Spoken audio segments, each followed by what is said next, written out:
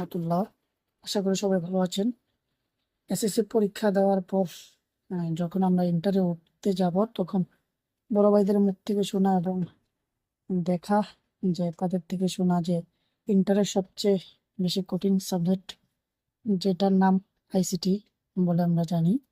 কারণটা হচ্ছে যারা গণিত এই সাবজেক্ট একটু দুর্বল বা এই সাবজেক্টটাকে একটু ইগনোর করতে চায়, তাদের জন্য আইসিটিটা একটু আতঙ্কের নাম। কারণ হচ্ছে এই আইসিটিতে ম্যাথ থাকার কারণে এর জন্য সাবজেক্টটা একটু ভয় লাগে বা আতঙ্কের নাম।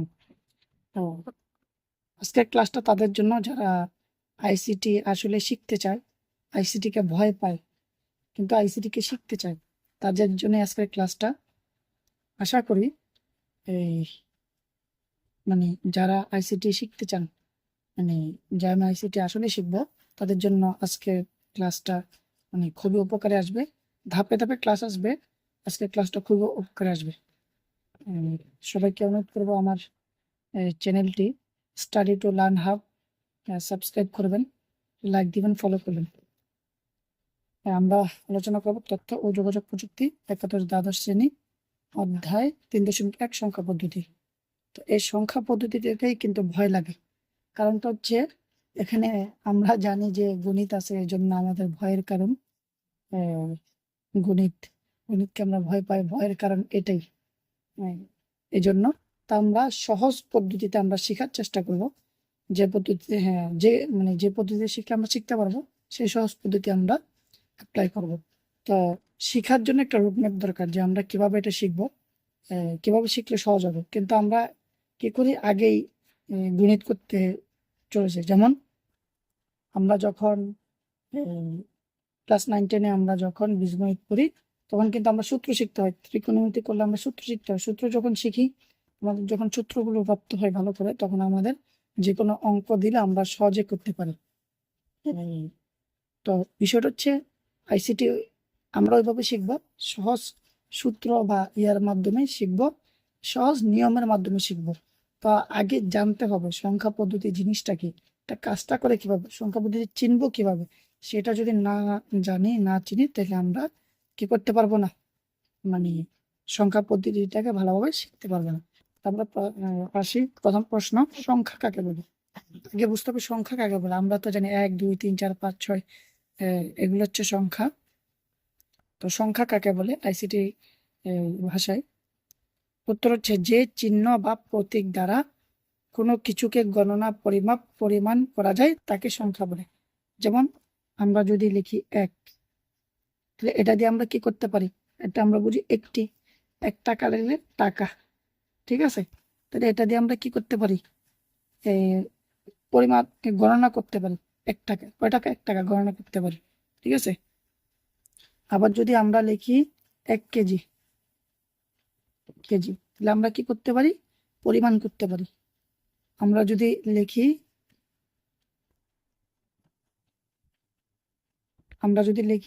1 লিটার, তাহলে আমরা কি করতে পারি, পরিমাপ করতে পারি, ঠিক আছে। তো অর্থাৎ যে চিহ্ন এক দেখেন, যেমন আমরা যদি দেখি 1 2 3, তারপরে 1 2 3, হ্যাঁ, এগুলো দিয়ে আমরা কি, এগুলো এক একটা কিন্তু এক একটা চিহ্ন, এক একটা চিহ্ন, ঠিক আছে। এগুলো চিহ্ন। এই চিহ্ন দিয়ে কিন্তু আমরা কি করতে পারি, পরিমাপ করতে পারি। তো আমরা সংখ্যা কাকে বলে অবশ্যই বুঝতে পারছি, যে চিহ্ন বা প্রতীক দ্বারা কোনো কিছুকে গণনা, পরিমাপ ও পরিমাণ করা যায় তাকে কি বলে, সংখ্যা বলে। আপনারা একটু নোট করে নেবেন, নোট করে নিলে এগুলো মনে থাকবে। তারপরে প্রশ্ন, সংখ্যা পদ্ধতি কাকে বলে। আমরা তো সংখ্যা জানলাম, সংখ্যা পদ্ধতি কাকে বলে। উত্তর, যে পদ্ধতি দ্বারা কোনো কিছুকে গণনা, পরিমাণ ও পরিমাপ করা যায় তাকেই সংখ্যা পদ্ধতি বলে। অর্থাৎ সংখ্যা বলা হয় যে চিহ্ন বা প্রতীক দ্বারা পরিমাপ, পরিমাণ করা যায়। আর সংখ্যা পদ্ধতি বলে যে পদ্ধতি দ্বারা কোনো কিছুকে গণনা, পরিমাপ করা যায় তাকে কি বলে, সংখ্যা পদ্ধতি বলে। এবার আসে সংখ্যা পদ্ধতি দুই প্রকার। সংখ্যা পদ্ধতি দুই প্রকার, একটা হচ্ছে পজিশনাল, আর একটা হচ্ছে নন পজিশনাল।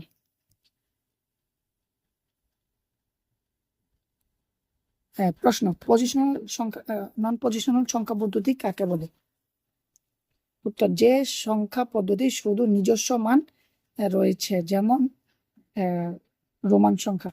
রোমান সংখ্যার যেমন এই সংখ্যাটা, এটা শুধু নিজস্ব মান আছে, ঠিক আছে, কোনো স্থানীয় মান নাই, কোনো কিছু নাই, শুধু নিজস্ব মান। আমরা যদি এক্স ধরি, এক্স এটাকে আমরা জানি এক্স মানে 10, ভি মানে 5, ভি মানে 5, এক্স মানে হচ্ছে 10, ঠিক আছে।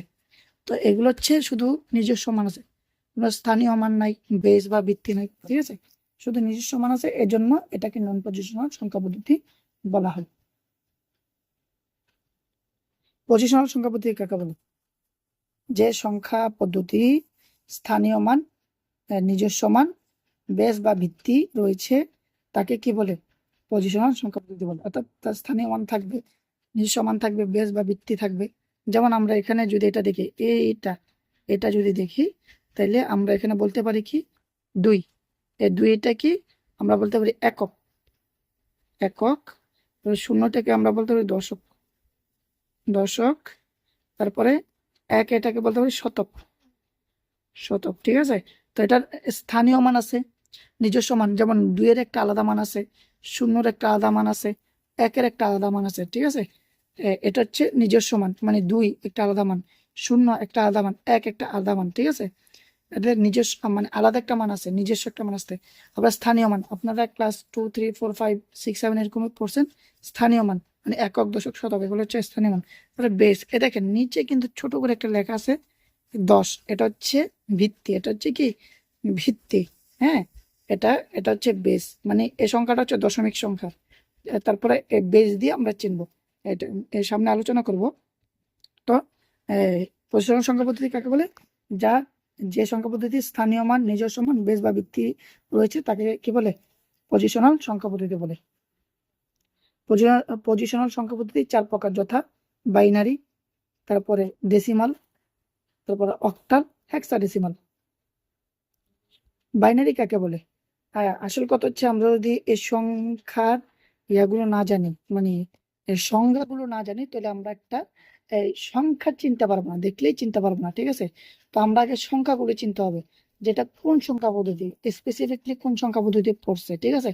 তাইলে আমরা কি করতে পারবো, এই সংখ্যাগুলোকে আমরা ধরতে পারবো, যেটা এই সংখ্যা পদ্ধতি পড়ছে, আমরা এটা মানে এটা এই সংখ্যা পদ্ধতি, ওটা ওই সংখ্যা পদ্ধতি, এটা এই সংখ্যা পদ্ধতি, আমরা বিশ্লেষণ করতে পারবো, ঠিক আছে।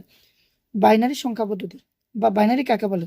যে পজিশনাল সংখ্যা পদ্ধতির সর্বোচ্চ মান 1 এবং সর্বনিম্ন মান 0, যার বেস বা ভিত্তি 2, তাকে বাইনারি সংখ্যা পদ্ধতি বলে।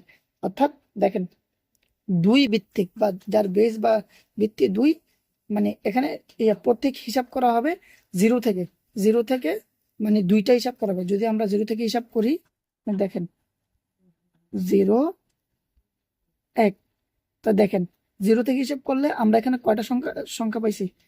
2টা সংখ্যা পাইছি, ঠিক আছে। এই 2টা সংখ্যা যেহেতু পাইছি, তাহলে এখানে আমাদের বলছে কি বেস বা ভিত্তি কত? 2। তো আমাদের সংখ্যাও হবে 2টা। বেস বা ভিত্তি 3 হলে সংখ্যা হবে 3টা, বেস বা ভিত্তি 4 হলে সংখ্যা হবে 4টা, বেস বা ভিত্তি 5 হলে সংখ্যা হবে 5টা, ঠিক আছে। তো বেসের উপর নির্ভর করে এই সংখ্যা পদ্ধতির, মানে ওই সংখ্যা পদ্ধতির সংখ্যা কয়টা হবে। হ্যাঁ, আরেকটা জিনিস মাথায় রাখবেন, যে যে সংখ্যা পদ্ধতির বেস যত, তার চাইতে 1 কম হবে তার সর্বোচ্চ সংখ্যা। যে সংখ্যা পদ্ধতির বেস যত, তার থেকে 1 কম হবে। যেমন আমরা যদি হিসাব করি, ধরেন 5 ভিত্তিক সংখ্যা পদ্ধতি, হ্যাঁ, 5 ভিত্তিক সংখ্যা পদ্ধতি হইলে তা এর সর্বোচ্চ সংখ্যা হবে 4 এবং সর্বনিম্ন সংখ্যা হবে 0, ঠিক আছে। তাহলে আমরা যদি হিসাব করি 0 থেকে হিসাব করি 4 পর্যন্ত, 0, 1, 2, 3, 4, ঠিক আছে। আচ্ছা, আমরা এখানে, হ্যাঁ, 1, 2, 3, 4, তাহলে আমরা হিসাব করি 1, 2, 3, 4, 5, ঠিক আছে। তাহলে আমরা 5টা সংখ্যা পাইছি। তাহলে বেস বা ভিত্তি যত হবে, আর তার ভিতরে সংখ্যা থাকবে ততগুলো। দেন 5 ভিত্তিক সংখ্যা পদ্ধতিতে সংখ্যা থাকবে 5টা, কিন্তু তার সর্বোচ্চ মান থাকবে তার থেকে 1 কম, ঠিক আছে। অর্থাৎ 5 ভিত্তিক সংখ্যা পদ্ধতির সর্বোচ্চ মান থাকবে 4, আর সর্বনিম্ন মান থাকবে তো 0। আশা করি বুঝতে পারছেন। তারপর বুঝতে না পারলে আমার পেজে নক দিবেন। আমি পেজের লিঙ্ক ডিসক্রিপশন বক্সে দিয়ে দেবো, আমার পেজে নক দিবেন। আমি আশা করি আপনাদেরকে যথেষ্ট পরিমাণ চেষ্টা করবো হেল্প করার জন্য। তারপর সে অক্টাল। অক্টাল মানে হচ্ছে আটভিত্তিক সংখ্যা পদ্ধতি। প্রশ্ন, অক্টাল কাকে বলে? উত্তর, যে পজিশনাল সংখ্যা পদ্ধতির সর্বোচ্চ মান 7, সর্বনিম্ন মান 0, যার বেস বা ভিত্তি 8। দেখেন, এটা হচ্ছে আটভিত্তিক সংখ্যা পদ্ধতি, ঠিক আছে। যার বেস বা ইয়ে হচ্ছে 8। দেখেন 8 এখন তার সর্বোচ্চ মান কিন্তু 7, তার বেস কিন্তু 8 কিন্তু সর্বোচ্চ মান 7। আমরা বললাম না যে বেস থেকে সর্বোচ্চ সংখ্যা সবসময় এক কম হবে। তো এক কম হলে সর্বনিম্ন সর্বোচ্চ সংখ্যা 8। আমরা যদি দেখি 8টা উপাদান, আমরা 0 থেকে হিসাব করি, 0, 1, 2, 3, 4, 5, 6, 7, ঠিক আছে। তো আমরা সর্বোচ্চ সংখ্যা 7 যেহেতু লিখছি, আমরা দেখি 1, 2, 3, 4, 5, 6, 7, 8, 8টা হয়ে গেছে। তাহলে বোঝা যায় যে যেই সংখ্যা মানে যার যে সংখ্যা পদ্ধতি ভিত্তি যত, তার সংখ্যা হবে কয়টা? ততটা। কিন্তু সর্বোচ্চ সংখ্যা 20 থেকে এক কম হবে, ঠিক আছে, সবসময় এক কম হবে। দেখেন, হ্যাঁ, যে আশা করি বুঝতে পারছেন অক্টাল কাকে বলে। এবার পরবর্তী প্রশ্ন, ডেসিমাল কাকে বলে? যে পজিশনাল সংখ্যা পদ্ধতির সর্বোচ্চ মান 9 এবং সর্বনিম্ন মান 0, যার বেস বা ভিত্তি 10, তাকে ডেসিমাল সংখ্যা পদ্ধতি বলে। যেমন এখানে একটা সংখ্যা আছে, এগুলো হচ্ছে সংখ্যা, আর এটা হচ্ছে বেস। দেখেন বেস এটা পাশে লেখা আছে, বেস এটা কি লেখা আছে? পাশে লেখা আছে, ঠিক আছে। তারপর হচ্ছে হেক্সাডেসিমাল। হেক্সাডেসিমাল কাকে বলে? যে পজিশনাল সংখ্যা পদ্ধতির সর্বোচ্চ মান 9 এবং সর্বনিম্ন মান 0 এবং এ থেকে এফ ব্যবহার হয়, যার বেস বা ভিত্তি 10, সরি এখানে 10 হবে না, এখানে ভুল আসছে, এখানে হবে 16। দেখেন এখানে দেওয়া আছে 16, যার বেস বা ভিত্তি হবে কত? 16, যার বেস বা ভিত্তি হবে 16। এটা ভুল, এটা হবে না, যার বেস বা ভিত্তি হবে 16। আমরা দেখি 16টা মিলাই। এখানে কি বলছে? পজিশনাল সংখ্যা পদ্ধতি যা সর্বোচ্চ মান 9 এবং সর্বনিম্ন মান 0। আমরা দেখি এবং এ থেকে এফ, ঠিক আছে। আমরা দেখি এখানে সর্বোচ্চ মান 9, হ্যাঁ, 0 থেকে 9 আমরা লিখি 0, 1, 2, 3, 4, 5, 6, 7, 8, 9। তো দেখেন 1, 2, 3, 4, 5, 6, 7, 8, 9, 10, 10টা হয়েছে। কিন্তু বাকি আর মানে 6টা কই পাবো? বাকি 6টা হচ্ছে এ থেকে এফ। আমরা যদি দেখি এ, বি, সি, ডি, ই, এফ। তাহলে আমরা যদি দেখি 1, 2, 3, 4, 5, 6, তাহলে 6টা এখানে আর এখানে 10টা, টোটাল কত হয়েছে? 16টা হয়ে গেছে। তাহলে আমরা 16টা পাই গেলাম, ঠিক আছে। এগুলো সংখ্যাগুলো কিভাবে থাকবে? দেখেন এখানে লেখা আছে ED 18 এরকম থাকবে, হ্যাঁ। এখানে বেস লেখা আছে 16, যার বেস বা ভিত্তি হচ্ছে কত? 16, ঠিক আছে। এবার আসি আমরা, এবং এ থেকে এফ, এটা দিয়ে কি বোঝানো হয়েছে? এ থেকে এফ এগুলো কোথায় ব্যবহার হয়? এগুলোকে আমরা দেখছি কোন সংখ্যা পদ্ধতিতে আমরা দেখছি? হ্যাঁ, আমরা যদি আমাদের বাসায় যে ওয়াইফাই থাকে, সেই ওয়াইফাই এ যদি আমরা দেখি, বা কোনো একটা এই আইপি অ্যাড্রেসের সাথে কিন্তু ম্যাক অ্যাড্রেস থাকে, ঠিক আছে। ম্যাক অ্যাড্রেসে কিন্তু লেখা থাকবে, যেমন ম্যাক অ্যাড্রেস দেখলে দেখবেন E8 সেমিক্লোন, তারপরে F7 বা 9, B2, এভাবে লেখা থাকে ম্যাক অ্যাড্রেস। এই ম্যাক অ্যাড্রেসে বেশিরভাগ ব্যবহার করে হেক্সাডেসিমাল, ঠিক আছে। এবার আসি, এই যেমন হেক্সাডেসিমাল সংখ্যা পদ্ধতির যে ইয়াগুলো আছে, এ থেকে এফ এর মান, ঠিক আছে। এ থেকে এফ এর মান আমরা এ সমান সমান কত? 10, বি সমান সমান 11, সি সমান সমান 12, ডি সমান সমান 13, ই সমান সমান 14, এফ সমান সমান 15। এইখানে একটা জিনিস দেখেন, এফ সমান সমান 15।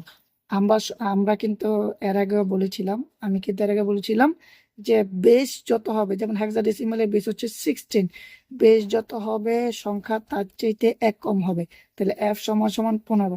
তাহলে বেস যত হয়েছে 16, কিন্তু তার থেকে সংখ্যা এক কম, ঠিক আছে, 15, ঠিক আছে। তো আমরা মোটামুটি একটা ধারণা পাইছি যে এই সংখ্যা পদ্ধতির প্রতিটা সংজ্ঞা আমরা জানছি। তো আশা করি আমরা এগুলো দেখলে, একটা সংখ্যা দেখলে তো আমরা বলতে পারবো, হ্যাঁ, এটা কোন কথাভিত্তিক সংখ্যা পদ্ধতি, তা এই এটার পরিচয় কি। হ্যাঁ, এবার আমরা আসি কিছু প্র্যাকটিসে। যেমন আমরা যদি এখানে লিখি, ব্রেকেট দিই, আমরা যদি লিখি 1.05 বেস 10, আমরা যদি এখানে এটা একটা সংখ্যা, ঠিক আছে, বেস 10। তো আমরা যদি প্রশ্ন করি এটা মানে কোন সংখ্যা পদ্ধতি, বলতে পারবেন কেউ? অবভিয়াসলি এটা হচ্ছে, দেখেন এটা কিন্তু কয়টা সংখ্যা পদ্ধতিতে পড়ে, এই এটা মানে দেখেন এটা বাইনারিতে পড়ে। বাইনারির সর্বোচ্চ মান কত? 1, সর্বনিম্ন মান 0। দেখেন এই সংখ্যাটা ঠিক আছে, এই সংখ্যাটা ঠিক আছে, কিন্তু এই সংখ্যাটা সর্বোচ্চ মান 1-এর বাইরে, তো এটা বাইনারি হবে না। এটা কি হইতে পারে? অক্টাল। অক্টালের সর্বোচ্চ মান 7, তাহলে এগুলা মানে এ 5 7-এর ভিতরে আছে। হেক্সাডেসিমাল ইয়া ডেসিমেল হইতে পারে, ইয়ার ভিতরে আছে।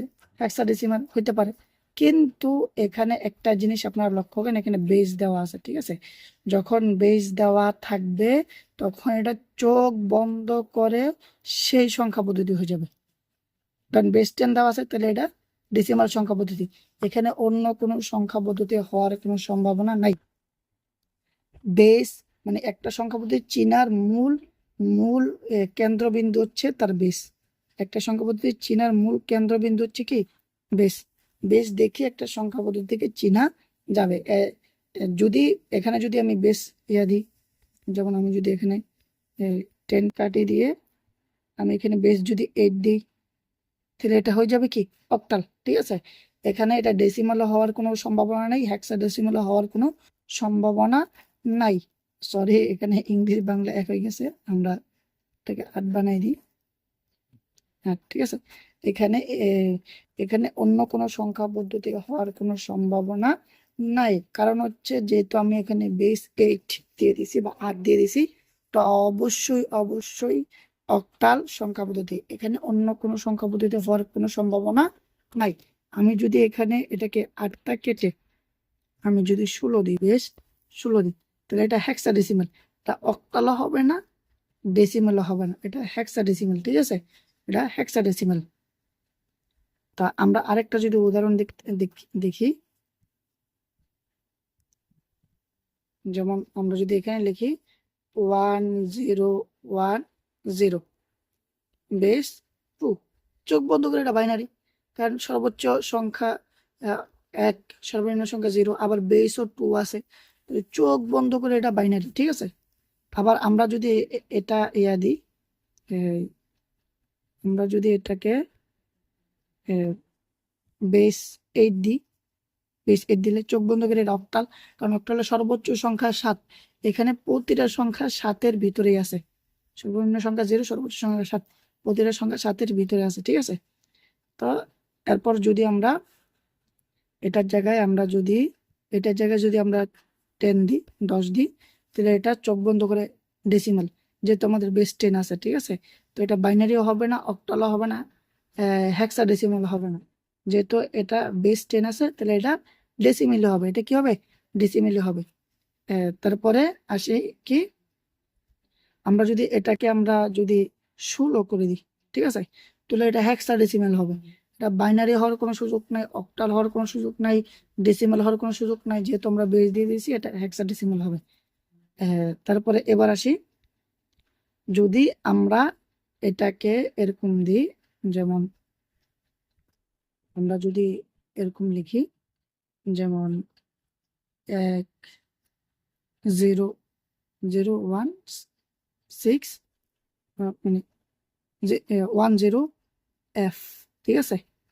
এটা যদি এরকম দিই, হ্যাঁ, যদি বেসও না থাকে, এখানে বেস দেওয়া যদি না থাকে, এটা দেখে বোঝা যায় যেটা হেক্সাডেসিমাল হবে। এটা ডেসিমাল, কারণ এখানে একটা জিনিস দেখেন, আমরা যদি 1 দেখি, তাহলে এটা বাইনারি তো আছে, বাইনারি বাইনারি এবং অক্টাল ডেসিমাল হেক্সাডেসিমাল আছে। 0 দেখলে বাইনারি, অক্টাল, ডেসিমাল হেক্সাডেসিমাল আছে। এফ দেখলে দেখেন, এফ এটা কিন্তু বাইনারিতেও নাই, অক্টালেও নাই, ডেসিমেলও নেই, এফটা শুধু হেক্সাডেসিমেল আছে। তো যেহেতু এফ আছে অর্থাৎ এই দুইটা সংখ্যা মিলছে কিন্তু এই একটা সংখ্যা মিলে নেই, এই একটা সংখ্যার জন্য টোটাল সংখ্যা পদ্ধতি এটা হয়ে যাবে হেক্সাডেসিমেল। এটা আর কোনো সংখ্যা পদ্ধতি হওয়ার কোনো সুযোগ নাই।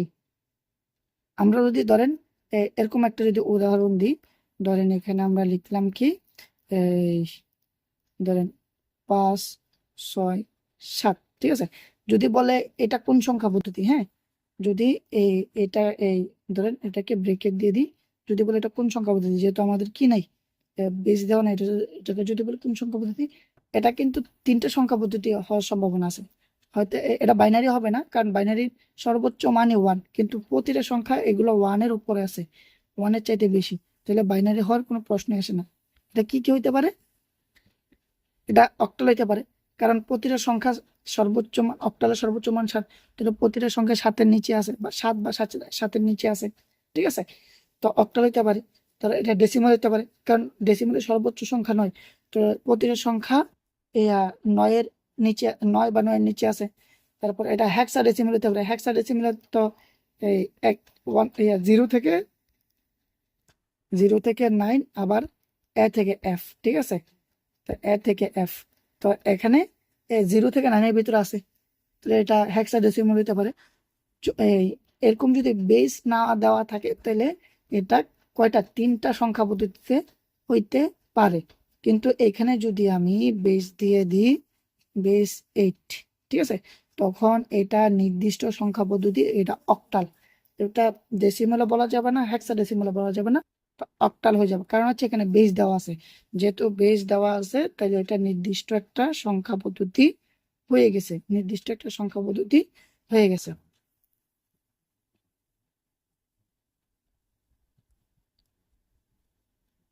এবার যদি আমরা ধরেন আমরা যদি দেখি, ধরেন এখানে দেওয়া আছে কি, একটা ব্রেকেট দিলাম এ এফ 2, ঠিক আছে, আমরা বেস 8 দিয়ে দিলাম, হ্যাঁ, তো বেস 8 দিয়ে দিলাম, কিন্তু আমরা তো জানি যে আমরা একটা সংখ্যা পদ্ধতি আইডেন্টিফাই করব এই বেসটা দেখে, ঠিক আছে। তো বেসটা দেখে যদি আইডেন্টিফাই করি করতে হয়, দেখেন তো বেস 8 দেওয়া আছে, কিন্তু বেস 8 মানে কি আমরা জানি, বেস 8 মানে আমরা জানি অক্টাল। তো অক্টাল যদি হয়, অক্টালের সর্বোচ্চ মান 7, কিন্তু এখানে এ আছে, এফ আছে, 2 এটা ঠিক আছে 7-এর ভিতরে আছে, কিন্তু এ আর এফ কিন্তু 7-এর ভিতরে আছে না, এ আর এফ কিন্তু 7-এর ভিতরে না। এ আর এফ হচ্ছে হেক্সাডেসিমালের কি উদাহরণ, এ আর এফ হচ্ছে হেক্সাডেসিমাল উদাহরণ, কিন্তু বেস যেহেতু এটা আছে, কিন্তু এটা এই অক্টাল হওয়ার কথা, কিন্তু এখানে হেক্সাডেসিমাল উদাহরণ থাকার কারণে এটা হচ্ছে ভুল সংখ্যা পদ্ধতি, এটা হচ্ছে ভুল সংখ্যা পদ্ধতি, ঠিক আছে। এটা কোনো সংখ্যা পদ্ধতি না, এটা ভুল সংখ্যা পদ্ধতি। আশা করি ক্লিয়ার,